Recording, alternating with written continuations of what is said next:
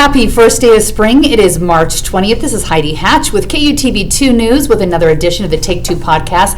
Maura Carabello is in the house from the Exoro group and fresh off a legislative session. Representative Wilcox, thanks so much for being with us. So good to be with you. Thanks. Do you have extra time now that it's done, or are you just catching up on all the life that you used? Or you're just lounging. Heck is extra time. I know, right? You just have this pent-up demand of all the people you neglected that you put off. Honestly, yeah. That's literally what happened. Yeah. So all the people at work that have been frustrated that why is he so busy? Why can't I get on his schedule for the next month? Yeah. Now they know. And then I called and I'm like, hey, what are you doing? Can you come hang out for an hour? So thanks for making time for us. Tell us a little bit about just a quick session. Was it fun? Was it crazy? Was it just another year? And what was your review of this session? We'll get more into it later, but. I mean, I know we're recording visually too. So yeah. You can see the look that Laura and I just exchanged. Putting the FU in fun, is that how we say it? You guys were wild from day one. It was not a normal session. Yeah, you got your money's worth. Interesting. Really? Like the whole time just felt like a lot. It was a lot. And not necessarily because of the number of bills. It was just a different kind of, I don't know. It was definitely more stressful than. Do you have a theory why? Like, I feel like this is the universal review, but no one's quite sure why. I have growing theories why. What's your theory? I think we're at a space that is, frankly, it's societal. It's more societal than cultural at the moment, rather than anything unique to the legislature. So you think the world's just kind of going insane right now? Yeah. So I mean, my specific responsibility at the moment is law enforcement, right? And so I end up coordinating a lot of security details for members when we have those. Those have been far more often. Yeah. And to give you an idea of an indicator. So I didn't realize that some of the members had security details. So when you guys are going off site to visits, or when do they need them at the, don't give away their secrets so that somebody does bad things and keys their Tesla, but. Okay, so I'll tell you what I can tell you. It's fine. I'm used to keeping my mouth shut on things. But to give you an idea, I've had to arrange security details for members whose children were playing in high school basketball games so that they could attend. I've had to arrange those for some cases for regular things, going to the doctor, going to the store. And does this always happen, or is this something new? No, absolutely not. This is not normal at all. And when I say that, I mean, I served, forever ago, for about 6 years when I was really young, and I was gone. I thought I was done, then I came back later, but that never happened before. Yeah, you didn't even think about it. We always had crazy people that would call in death threats, and but we all knew they were crazy people. Yeah. Somebody yelled at you. Bomb threat, and Kurt Oda was on the floor. We didn't worry about it. They would get it out of their system with a phone call, and that was it. Yeah, I mean, there was a moment that was kind of hilarious when I was there before, where the Jazz Bear showed up and shot off a confetti cannon. You remember hearing about this? Oh, no, I don't. Oh. Was this the old Jazz Bear, the kind of risque the best one? Yeah. Anyway, he showed up on the house floor, and this was probably 15 years ago now, and he shot off a confetti cannon, and it was like this big joke. Well, he had 2 or 3 guns trained on him. Serious? Because you had Paul and Kurt and whoever else was there that was prepared for such a moment. That would have been a bad story. That would be bad. That would be bad. But honestly, it was this kind of we kind of joked about it. It wasn't a thing I was ever actually worried about. Coming back, I mean, one of the first bills I had to run was the one that said you can't target people at their homes. People thought it was all about the governor. No, it was happening like one of our prominent local CEOs and like just random people. And it's only escalated from there. So yeah, it's just different. I'm sad to hear that. Have you guys heard about the swatting problems that are happening across the country? Does that happen at all here in Utah? Have you seen any of that? Yeah. We've got, and this is the other thing too that we're all trying to figure out. Protesting is fine, like yelling, whatever. And to some extent, I've excused in my role all sorts of things that I shouldn't have, that I should have personally reported to dignitary security, that I didn't, because I said, oh, people say things. They're just protesting, they're doing their thing. That line, we've never had to guard so closely. Yeah. And to try to make sure we understand, like I've got supposedly 7 busloads of people coming up to protest something on Saturday that now we're tracking differently than we would have ever cared about before. Yeah. Right?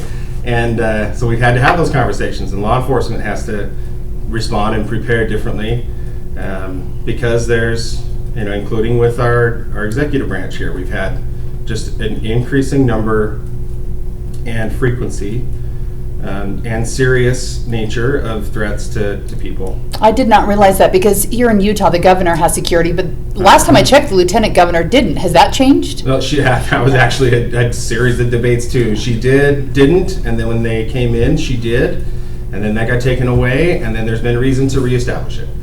So when I say there have been reasons for these things to happen, they're not casual reasons. That's frustrating to hear. Yeah. Oh, whew. So we've had as many as 4 or 5 members of the House that I'm aware of under security detail each of the last 3 years. Interesting. Yeah.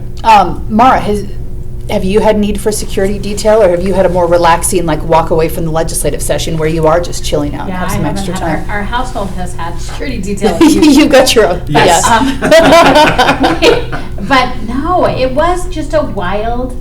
I totally agree with Ryan.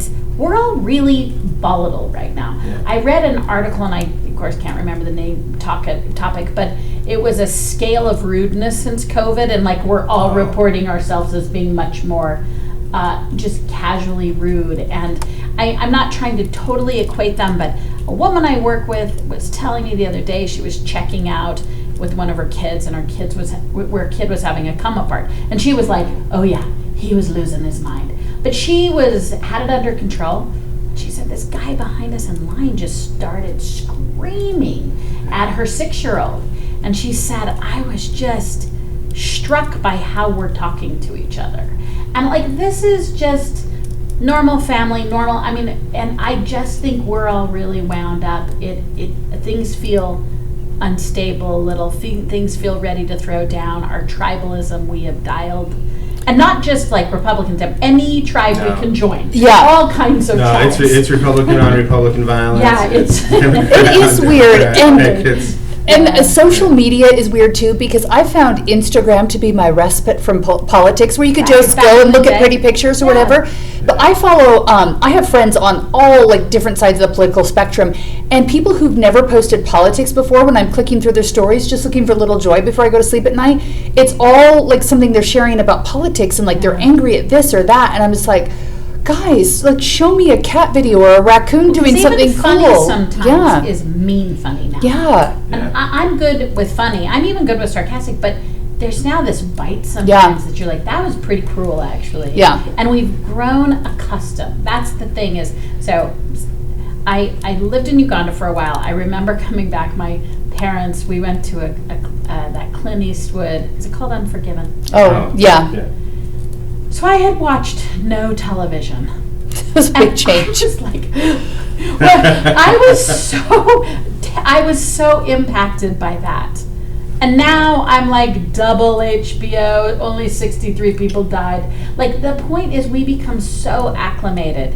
It's to true. Mean and violent and nice. I mean, the flip side of that is, but I don't think we've realized how much more impolite we are in general. Yeah, and I think there's a lot to keep up with, and some of the issues that we're going to talk about today, we don't have to linger on them. I know, we are going to be polite. I always do these setups and then I'm so snarky. I'm like, well, little bit of hypocrisy. We are sort of snarky with each other in this room, but you should know we always walk away friends. We don't hate each other. Yeah, and so it's fun having this conversation. I think one of the things that's interesting right now is I think people feel like there's a lot coming at them, and President Trump, when he was running for office, made a lot of promises, and I think oftentimes on the campaign trail you hear all these promises, but they don't actually happen. It's just stuff you say to get elected, and then you get elected and they don't realistically happen. Trump is doing them for better or worse, whether you like it or not, and so there's a lot happening, and every time he puts something in motion, a court stops and puts it out of motion. So we're seeing a lot of that going on. One of the things that we're waiting for today, I don't think the press release has come out, but there's word that today the president will sign an executive order that will at least start the process of dismantling the Department of Education on a federal level. just this week, Governor Cox wrote an op-ed that ended up in the Washington Examiner talking about how he supported the concept and that it was federalism at its best when states could really look at their schools and their education, and that this was the way to go. Maura, let's dig into this issue for just a second. Schools. Is this one where maybe Trump has it right and the states do it best, or is there a reason that the federal government should be involved and your taxpayer dollars are doing good things? The problem is I don't know how to unpack. Trump's going too fast. He's not, so whether I want it everyone I think agrees government, particularly the federal government, could streamline. I don't think this is thoughtful consideration. I think that this is an ideologue who is not being thoughtful. So first I sort of object to the how. I do think it's interesting. On one hand, I always like when the governor gets in a major news article. I think it's good for Utah. I sometimes get a little confused about whether Cox is a mainstream common sense guy or whether he's running to his right flank, and he's confused me about where he is since Trump. So when he does these things, I'm always like, I don't know if I know who you were like I thought I knew who you were a year ago. Is it necessarily supporting Trump, or do you think it's just something that he sees as something that would just work better if states were in charge? Because we haven't always had the Department of Education. No, in fact, we haven't had it for very long. I mean, Yeah. in the span of time, it is not that old. We do get financial benefits from it. That doesn't mean we should want them. That doesn't mean we should get them. I think 5% of our budget is what I read is what comes from the federal government and we're one of for the schools. lowest in the country. We have weaned we're not dependent. So if it went away, Utah's in great shape because of how We've structured intentionally things. prepared for Yeah, that. exactly. So I don't think it will harm us very much. I'm not going to be a huge defender of the Department of Education. I think that there is a stake nationally in providing good research and policy, and if they had stayed focused on research and policy, because a lot of times government systems never, so I believe that government is good closest to the people. Closest to the people sometimes is underfunded because they're closest and they have the most rubber hits the road issues. If we could find a Department of Education that was actually meeting not policy, not making decisions, but meeting other needs about studies, longitudinal studies that were statistically valid, that's where I would think that the sweet spot for the Department of Education. I fully don't think that this current dismantling is thoughtful, though. So those are two different issues, though. I wish they were doing it in a more thoughtful way, but I would make an argument that downsizing is needed. Okay, so most, I think on average, if we take the pandemic out of it, I think most states get about 10% of their education funding. We're getting about 5%. You say that's intentional, that we've chosen not to take as many dollars. Tell me the thought process behind that in the legislative world. But we were having those conversations when I was there in 2010 under Speaker Lockhart, right? And it had nothing to do with Trump, of course. We hadn't even thought of him, running or anything. But I remember that as a boy being talked about with the Reagan campaign. Yeah. Right? When he came in through Utah. I know that's something that the adults were talking about. So, because it was a campaign promise from apparently his original one when I didn't know what was going on. And then when he came back, we were having those conversations. So it's something on the Republican side I think we've been interested in for a long time. That FAFSA stuff, that financial stuff moves to Treasury, the research stuff, the health stuff moves to HHS. So I don't think it's really even a Trump thing. It's going to get branded like that because he's the one pulling it off finally. But this has been something that on the right we've been calling for my entire political life. On the Utah side, honestly, I'm excited about it because it allows us a revenue stream to the extent that gets block granted back to us. That allows us a revenue stream to cover things that I think are priorities. Yeah. So you think this is going to be a smooth process and that states aren't going to have a huge problem with it, that it'll work out? Oh, I don't know. I mean, change is hard. Change is hard. Right, and to Maura's point earlier, a lot of change at the same time is really difficult. Yeah. That doesn't mean it doesn't need to happen, and I'm 100% on board with devolving that to the states. I'll also put an asterisk into your intro, Heidi. Trump has started to do a lot. I am not yet ready to claim he's over the finish line on any of this. Yeah, it's So because I keep hearing these wrap-ups not of, accomplished, but definitely moving in the I'm direction. like, a total credit for no holds barred on Absolutely. everything. But I do think that one should watch whether one wants his policies or not to not confuse the rhetoric around it with actually getting over the finish line. Again, whether you want him to or not, we've started a lot. We have not finished anything. Yeah, and I have a question about that. So let's move on to a lot of these executive orders are getting held up in the courts on the district level. You could pick any one of them right now. We have a DC judge right now that just last weekend demanded that President Trump return the Tren de Aragua gang members that were headed to another country to turn around in the sky. There have been other cases with USAID. Everything is getting held up in the courts. So when you look at the U.S. and how we work, we obviously have different branches of government that all play a part and hold each other accountable. The question is, are the judges acting in a way that they should, or are they overstepping their bounds because the president is the president and they play hail to the chief for him for a reason? What do you think? I don't think there's an easy answer for both of on either side of that. So, I mean, I'm looking at the Tren de Aragua issue, and I remember reading about this when it happened. Judge Boasberg, there's all sorts of sketchy stuff about him and his wife and her role in the Biden administration and the NGO that she was part of that, was pushing the immigration stuff. It just, so in general, you can't look at all of them and say that they're all You have to look bad. at each case, But reading through that guy's background, thinking, okay, I can see why they were making those arguments. At the same time, there's separate branches of government that's there for a reason. I think Justice Roberts' statement that we were talking about earlier, it is not. It shouldn't be a default that we go to impeachment if there's a case that we disagree with. Yeah, so President Trump called for impeachment of this judge, and then Justice Roberts, who doesn't usually speak out on these kind of issues, said, hey, this is not something we should be talking about. It's going off all over. Yeah, but at the same time, we have Senators Mike Lee and others in Congress who are saying, hey, maybe we should be looking at, the possible, although you'd have to have 67 votes to impeach, so I think that would be pretty near impossible to make that happen.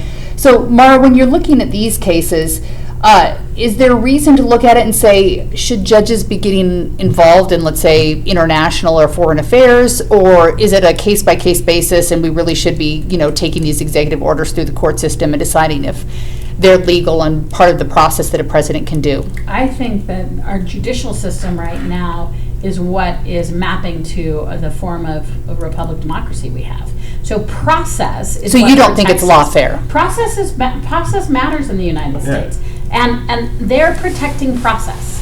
And if we don't like the process they're protecting, then our elected officials, we should work with them on changing the process. Yeah. But I don't think I've heard a credible case made that there's undue partisanship in the judges. I'm like Ryan's point. I'm sure there's actors all over the but I mean, you could say that of one of our Supreme Court justices and his wife too. So I'm just saying, I think I trust experts. I think there are problems in every system, but the judiciary is not being activist in this instance. We have an aggressive executive. He has the right to be aggressive, but as he is being overly aggressive or really aggressive, I also want people who are there to protect the laws that our duly elected officials have passed. And that's process. Process matters. It is what distinguishes relevant nations from nations in chaos. And so you're not seeing an undue amount of time that they're taking. Maybe in 2 years, if it's sitting in the same judge's place, we'll criticize how they're enacting.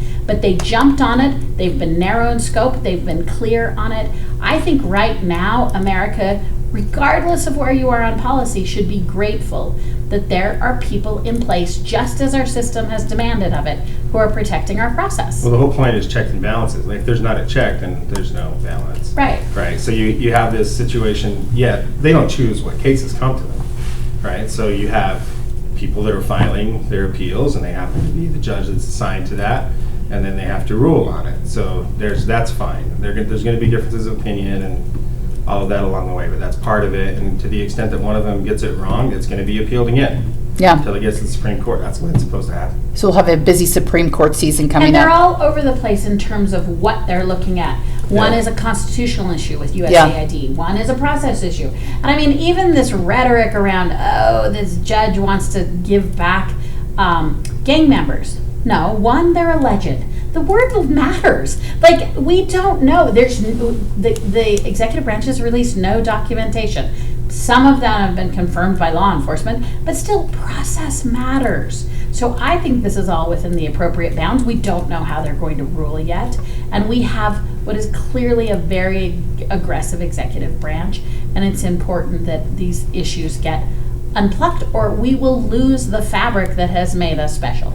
I love being special. I like One thing that I was interested in for a long time is the JFK assassination files. I am not one who like knows all the details like some people, but they were released this week. And I looked at them and I was like, Were you bummed out? well, I wasn't bummed out because I guess I'm not like, I just don't know as much as other people, but I'm like, oh, maybe something interesting will come from this. I'm like, I don't have time to read 65,000 pages of whatever this is. So I've been looking at some articles written by people who've studied it, and most of them are like, yeah, there's no Did you bombshells see in here. Jimmy K. Jr.'s thing? I thought that was awesome. I mean, on face, it was so nonsensical, and then that's when you know. Wait, it's social Schlossberg, the media. grandson, or who are we talking about here? Jimmy K. Jr. in the Okay. 90s. So Oh. there He was said an about article. Biden. I must have missed this. Well, so it was alleged that John. Thank you for John saying alleged. Jr. Has not been reviewed by the judiciary. that John Jr. wrote this scathing characterization of Biden, who was a senator at the time. But let us remind our listeners that this little savant 3-year-old apparently, I mean, the kid was like a toddler at the time. And the attempt is that this sort of characterization of Biden was in there, which is just gossip. This is very Real Housewives. Well, he didn't write it when he The was 3 House years and old. Senate. But like, it wasn't relevant to the assassination. It's been debunked. Like, I think the JFK stuff is just going to stir up more. Yeah, it depends on who you're, because everyone has like these tweet threads, and I'm like, I just don't have time for this. I'll look at one, and Yeah. everybody is like, it's Israel, it's Cuba, Russia, this, that, and I'm like, I The can't reality see. CIA. is complicated. yeah. So anyhow, I don't have time to go through that, so I'm just going to move on to other things in my life and let someone else read it for me. Stopgap funding was passed, no government shutdown, so I guess that it was good that there was no government shutdown, but I think it's just more business as usual. So the question now is, will we actually accomplish something in 6 months from now? Maura, do you think that they're ready to turn over a new leaf and buckle down and Yeah, I make think changes they're in the gonna budget? I think they're finally going to get serious. They're going to pass a budget in probably August, and I'm sure they're going to balance it the next year. No, They nobody literally- cares. Nobody. They will never do this. These are I unrepentant just want people. them to. And this is the only area in which there is no winner. The Republicans stink, the Democrats stink. They just work harder to be really bad at this. They're all horrible at this. That my makes me favorite sad. part of this whole thing, the Republicans literally passed Biden's budget. Yeah. They passed his CR.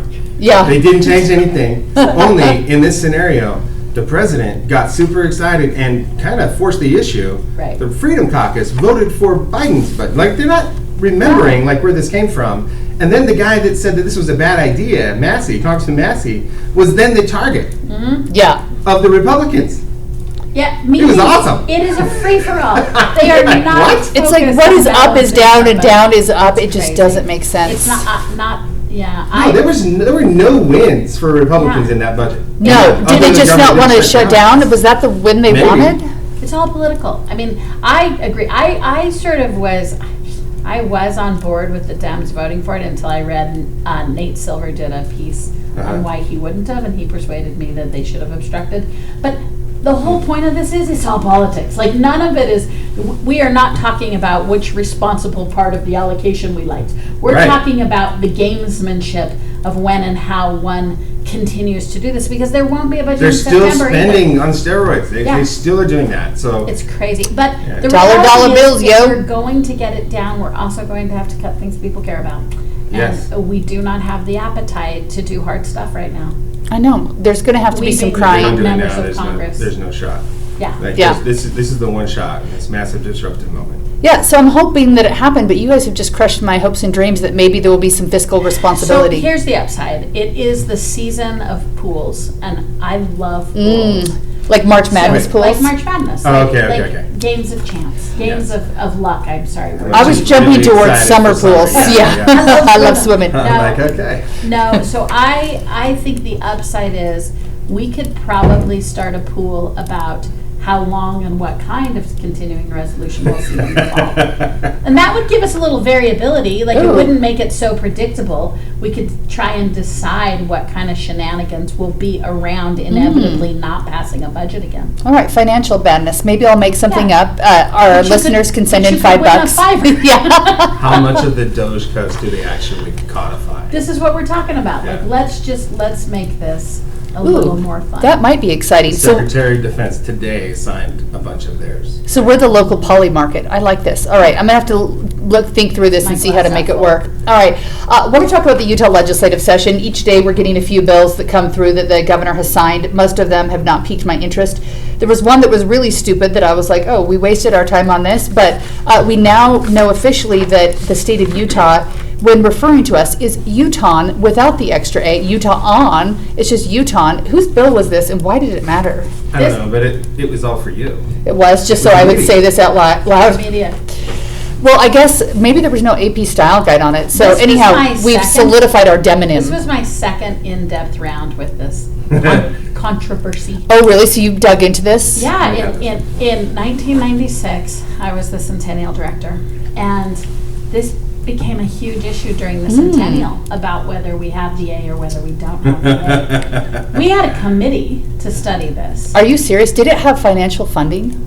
I Oh, mean, yeah, there's a well, committee. no, the Arches plate. The Arches plate was the first paid plate, and all of that went to the Centennial Commission. Okay. So that's how we were using your taxpayer dollars to do this important work. And it was concluded at the time that both were acceptable. That's That was awesome. They finished it. I'm like, no. That's what we came up with. Yeah, but That's the equivalent of the CR they just did. I know, exactly. And I would like you to note that I did say to my staff, no, we will not be using the A. Yeah, that extra A. That It just looks it's- hillbilly. Yeah. It doesn't look as cool. It looks funny. Yeah. It looks weird. And yes, there was But I'm some glad this is a fight. settled issue now. There was some fight with the AP and style guide. I was told Yeah, Mm. about it. Like AP refused to honor the real one, and so he put it in code. They were trying to put the extra A in? Yeah. That sounds like them. Mm. Liberal mass media. Interesting. Throwing their A in. I'm like thinking through this and I'm like, I had no idea this was all stirring behind the scenes. So I'm glad that we've been able to work out some of the most important problems of our day. Also, For the looking. record, we didn't actually debate that. You didn't. It just like I don't care. it was just a vote. It was one of those like in the final day where you're voting yes and you don't even know what you said yes to. You're just going for it. There is a list of bills that will be first in the nation. Shout out to Utah News Dispatch. They put them all on the list. House Bill 77. That's the flag bill we've talked about, where you can't have LGBTQ pride flags in schools. You can't have them on government buildings. The things that you can have are U.S. flags, state flag, military flags, Olympic flags. We love the Olympics here in Utah. College or university will be I know, allowed. I I was tracked concerned that about that. TV Yeah. So the other day. anyhow, if that one is signed, do we think the governor's going to sign that, or is he just going to let that one go into law without his signature? He ought to just let it go into law, but it won't matter, right? Yeah. I think it hasn't, Salt Lake's already protested, I think. The theme of that section of bills, if you want my snarky thing, Yeah. was local control's good as long as you defined it as the state legislature. I mean, the Florida one, the fluoride one, and the flag one, I'm like, get your nose out of people's business. Let locals control it. Just let local decisions be made. Yeah, so I'm going to go over the rest of the list, and you can tell me which ones that you felt not great about that you think the governor is not going to sign or is going to go through. So we also have the fluoride bill, so that means no fluoride in any water systems across the state. HB 306 allows the state to pay vendors in gold and silver after a previous law allowed the treasurer to invest in up to 10%. So like, would they actually just hand over like a gold coin? It's been going up a lot this week, you know. So how would this work? They could. Interesting. Okay. We got the voter ID requirements that we might want to dig into, and then also the college general education class overhaul. Are there any of these bills in your mind that could be, you know, first in the country that we do that are like, after listening to the session, the governor's not going to sign? Or are these all going to be laws and Utah's going to be kicking it as number one? So I'll go through those. Okay. 77, I think he signs. And that's the flags. Yeah, and it doesn't call out LGBTQ plus or pride flags. It just says you can't have political flags, right? You have the official So you ones. could have the prime plan because it's not political. Oh, that's right. You guys think it is. Political, social, whatever. Right, so you called it out. I'm just saying Okay. you don't have to call it out to call it out. Okay, yeah, Yeah. whatever. All right, so, Okay, so those are the official ones, I think that's. do you have to have the new state negotiated. flag, or if you're like old school state flag, can you have that? People are still really riled up about that, You which can have is either. weird. Yeah. Okay, you and go either way? Like that bill did, that was the flag bill, it allowed for both. Yes, So it if did. you love the one, Okay. great. Love it. Which hilariously, people finally started buying that one. They Yeah. hadn't ever. Yeah. And all of a They finally sudden, they started just were doing like, I want it? Yeah, Dedication. so flags manufacturers are loving this thing, because now everybody's buying both flags. Yeah, when something goes away and you think you're not going to be able to get it anymore, all of a sudden you want it. Like when that restaurant in the corner is shutting down, all of a sudden you're like, we That's got to so true. eat there. Yeah. I do that a lot. I did not do that with the old state flag. You weren't. I was okay missing Okay. that vote. Interesting. All right, Floyd, are we going to sign this, or is the governor just going to let it quietly I go into signed law? it. That was, you had only 2 systems in the state that were doing it, 2 jurisdictions, and the water systems that came and talked to us, the people that actually do it, came to us with all sorts of terrible stories about the toxic Water guys nature. struggle with it. Yeah, the toxic nature of the chemical, and frankly, even measuring the appropriate quantities that are making it into the system, so. So it Salt felt Lake more County like does a- it, and who else does it? Weber. It was Davis. Weber, okay. Yeah, it was Weber Basin, but it's not Weber County. Weber County didn't vote for it, so it was Davis County that was dealing with it. So once the water system, guys, I think that was the turning point. It's one thing if people complain and, you have a small amount, then it very much does turn into, you guys voted for it, you do your thing. When the people in charge of it come to us and tell us that there's a safety issue here, Yeah. we're not exactly sure how to do this, we're worried about both for our people, and this has been a problem for a long time. Yeah, Sandy City had a problem, was it last year? Yeah, there have been a number of those. I think that's what changed the caucuses conversations about it. So I bet that gets signed if you've got everybody pretty much on board. That, and I was surprised to hear so many dentists contact us saying that we shouldn't have it. Really? Yeah, I was like genuinely surprised by that. In my neighborhood, I had dueling dentists. on And what both was their sides. reason for that? Some of them don't think that it does what it claims to do. I think the quantities are wrong and are actually worse, that if you want to use the fluoride, that it should be administered like a medication. Instead of just universal. pumping it into your water? But I don't know. It was, I wasn't prepared for that either. But that's the feedback that we got. 306, gold and silver thing. If I get a contract from the state, may I insist that I'm paid in gold? I think you should. That would be cool, like in gold I really coins? would like to be gold I would like to be a paid. subcontractor That's on how whatever that is. I want to just, I'm gonna take whatever, if anyone has it doesn't matter what it is, I just want to be paid. I don't want Yeah. to be paid in silver, I want to be paid in gold. I'm going to make that suggestion to the treasurer. Say, next time you find like $20 in an old bank account I forgot about, would you please just send that to me in gold? Yeah, Yeah, let's do it. you should ask for your per diem in gold. I should do that. Yeah. I think it's close to $3,200 for an ounce right now, so. Oh, well. You would wanna make Very sure- much gold. Yeah. I'll take my gold dust. Yeah, in- gold dust. Do they have pennies More in that? ounces, please. Yeah, so that's an interesting one. Let's see what else. Mara, the ID requirements, is this one going to get signed by the governor for the elections? It is.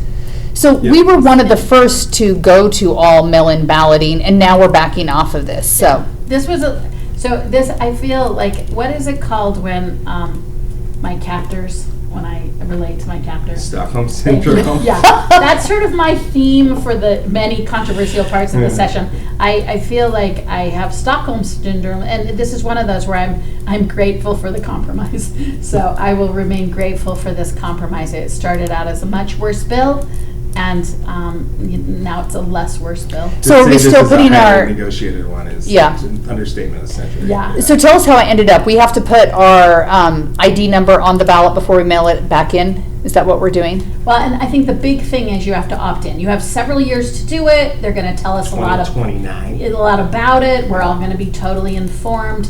But Yeah. eventually it will not be the revolutionary thing that Utah did that was highly successful and statistically valid, just in case Speaker Schultz ever listens when he's not on.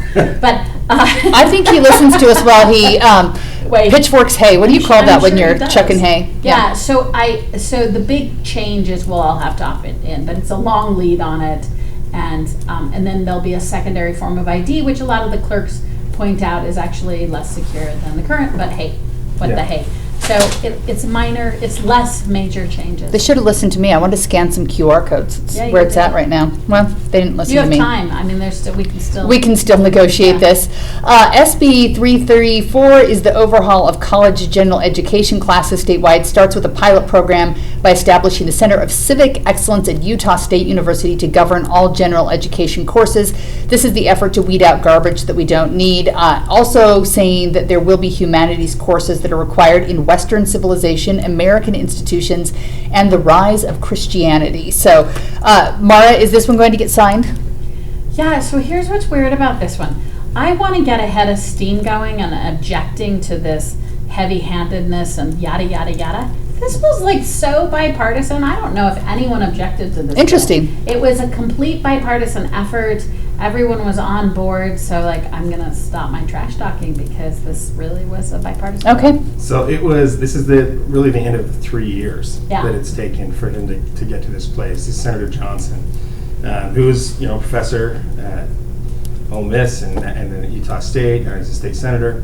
So he's a very experienced in the higher education world anyway.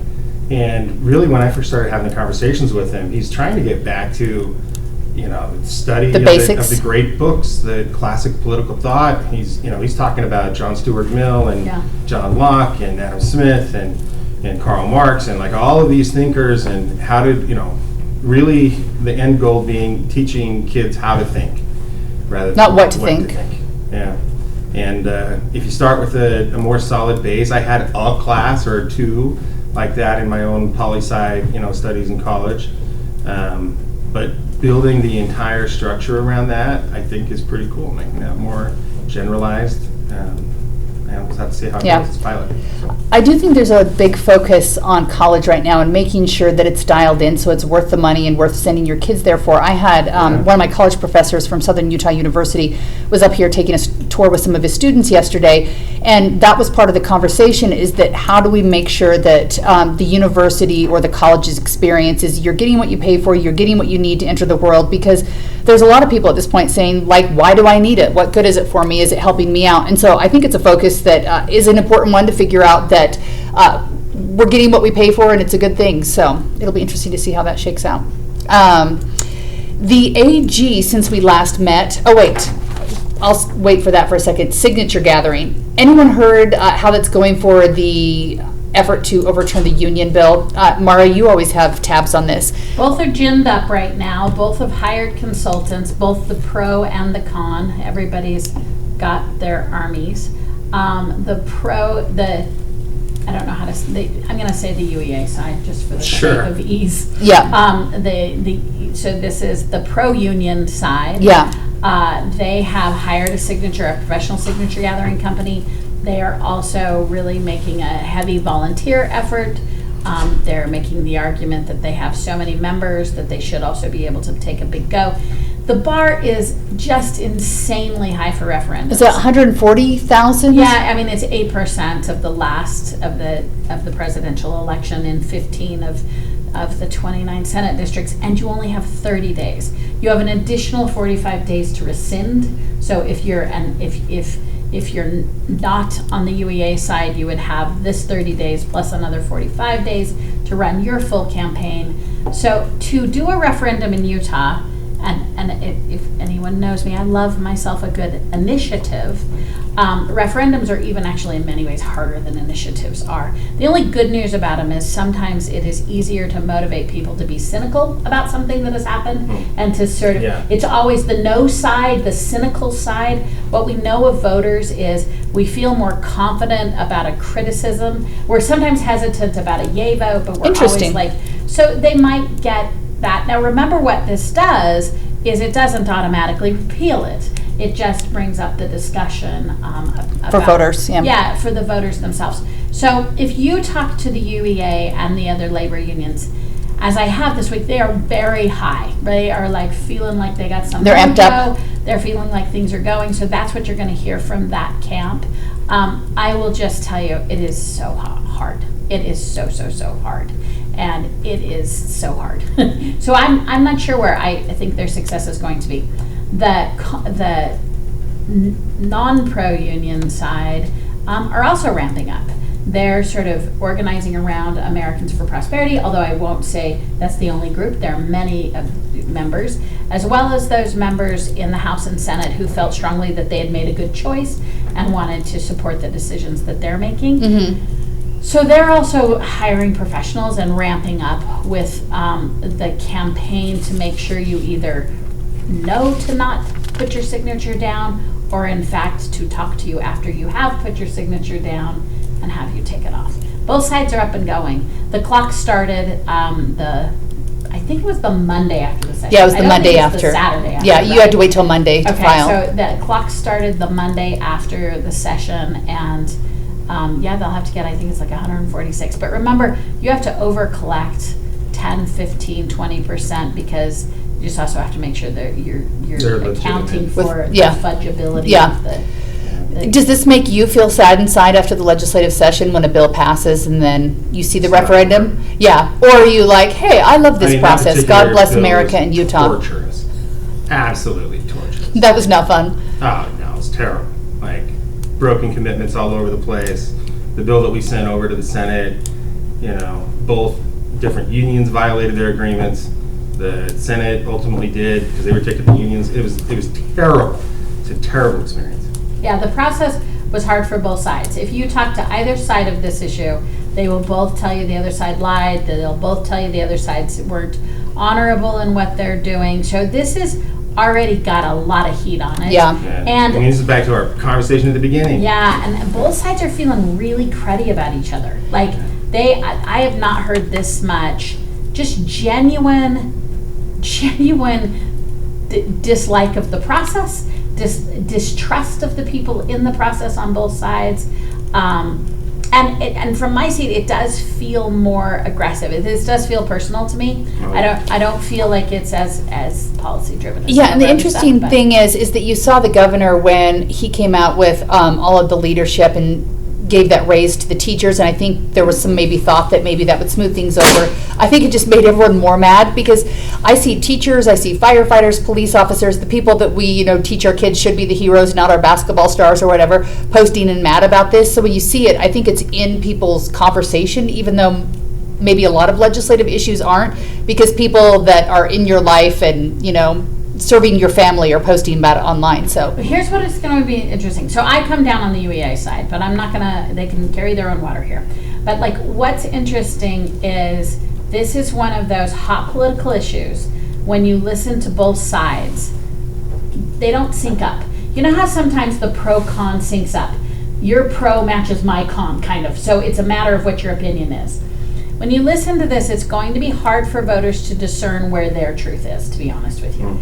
And so I think that's the challenge of this. Like, I think there's both sides are going to make it an emotionally based argument, when really what's helpful is, this bill is way too long to read, but there is a definition of collective bargaining. There is a definition for what this does and doesn't do. So if you're someone, and I often don't do this, but if you're someone who's okay with some policy, skim the bill, remember to read the additional part, but you can decide for yourself, not the political terminology of collective bargaining, not the political pro-con of this issue, because I think that's going to be easier for you to decide than trying to listen to both groups.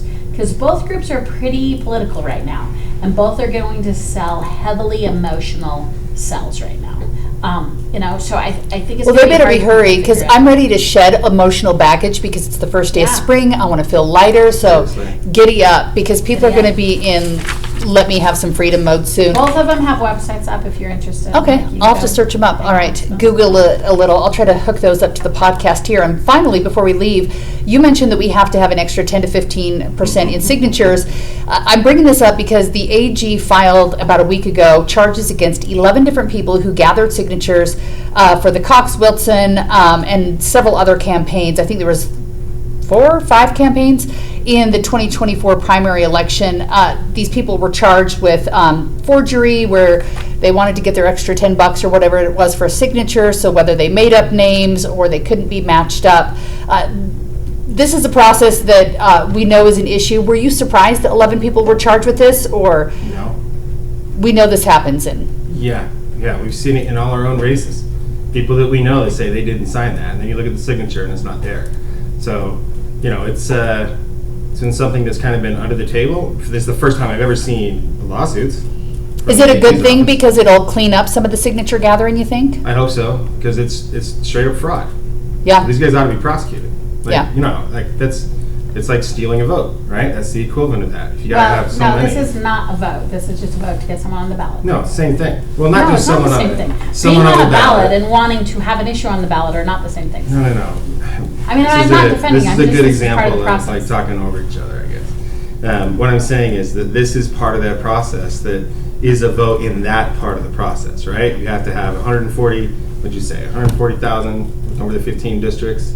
Yeah, for this one, I guess, is it 28,000 to get For on statewide. for Okay, statewide races? Yeah. Yeah, for candidates, it's different levels. Yeah. So what's cool about this is signature gathering companies cooperate. No one's defending these guys. No one is saying, gosh, this went well. What I would like to see, if we're really talking equity here, there is as many, if not more, campaign non-compliance violations within the candidate section. And the only reason this is getting the attention is that legislatures continue to not like a signature gathering option. Whether that's signature gathering to get on the ballot as a candidate, whether that's signature gathering to get an issue on the ballot that the legislature won't address. So, yeah. Wait, that's the only reason that the Attorney General is filing the lawsuit? No, I'm just saying that show the same scrutiny. If we care about compliance with election law, which I spend a lot of time complying with election law. Nerd. Then let's also figure out when candidates haven't filed on time, when pick and pack reports haven't gone through the violation. I'm just saying what makes me cynical. These 11 guys, they should have the lawsuit filed against them. The appropriate place is the Attorney General. Remember, the election office doesn't enforce the law. They just file the law. The AG's office is who enforces these laws. Yeah. But if we're serious about cleaning up the law. I find it interesting that every time we want to clean up, it's a highly partisan section we want to clean up. Why don't we then clean up our adherence on lobbying records? Our lobbying laws are pretty darn shoddy and they need to be tightened up. If it's a violation of campaign ordinances where you put your sign, then let's do that as well. Let's do how much and how you account for how you spend on elections as well. I think it's all worthy of scrutiny, but it's notable that the scrutiny happens on the signature gathering sign, and there is not even the attempt to tighten up the rest of the election law section, which is woefully obscure in the state of Utah. Yeah, and it seems odd to me that the signature gathering firms, I guess, are not pushing for more compliance inside them, because I mean they know that there's going to be these garbage ones that are getting thrown out, but I mean they have some responsibility over the people, or is it just you don't know because you hire people and some are good and some are bad? I mean, we're talking about a relatively a small amount of folks. Yeah. And also remember how tight the timelines and how high the thresholds are. They're high. So that's the answer to your question. Yeah, you're not sitting around and screening these guys. Yeah. I mean, you're saying hi. They have to say hello to them. But this is not like getting a job in the Federal Reserve. You're getting a signature gathering job for 26 days for half days in Duchesne County. So yes, you're rocking and rolling. I mean, we will take any takers. And here's what we also know. Apparently no one in the state of Utah under 18 needs a job. It is so hard to find seasonal workers right now. It is so hard. So absolutely, are these guys, but all they have to show you is what the qualifications are. It's not like you're doing tons of screening. But also remember what the job is. You're standing on a public thoroughfare saying, hey, do you want to put your signature here? So, I mean, again, I'm not excusing the 11. They should be prosecuted. They should be lawsuited. But let's not also amp this up to this this dark web of secrets. I will also point out. I don't understand. How is this amping up this prosecution? So let me tell you when it went south. Okay. So when Phil Lyman called the governor illegitimate and should not be on the ballot? The last 2 rounds of changes to signature gathering. The overcomplication, when you made me wear a name tag, stand on my left foot as the noonday sun went down, and I couldn't be an out-of-stater, here's what we know about campaign law. The more complicated the law, the more corrupt the outcome is. That's what we know. Because the only people who will comply with that are paid professionals who have to read the thing. So keep it simple, stupid. Keep it easy. Keep it simple. And what happened is the legislature continues to punish after the 4 ballot measures passed. And so that they did another round of making it more complicated. They increased the threshold. That was the first time in Utah history that you could hire a local Utah vendor to gather signatures. So you say, oh, I don't know, that's really great. I don't know, you know who you're having a problem with? The local vendors. I had hired for 2 decades before that out-of-state vendors, and they were buttoned up.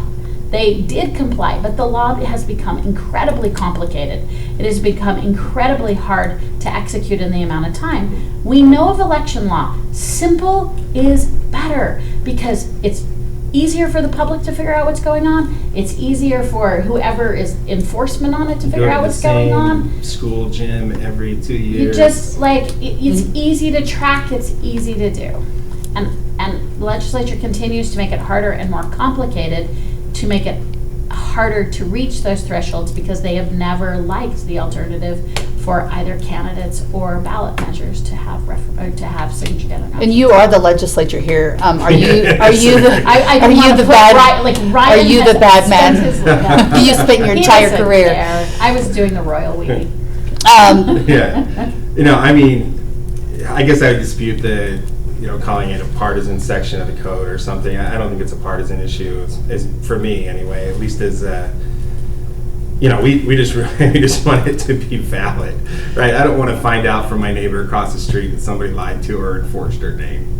Yeah. But there's not that veracity with any of the other campaign laws. There's no veracity with any of the other. And candidates don't have a reason to pay money for fake signatures either. They want real signatures so they can get on the ballot. Nobody wants this to be shoddy, but it's so complicated. It is complicated. We only have a couple minutes left, so I wanted to ask real quickly too, because Representative Wilcox is working hard on not just securing our legislators, but also our schools, and that's kind of an ongoing fight. You did not get the money you were hoping for.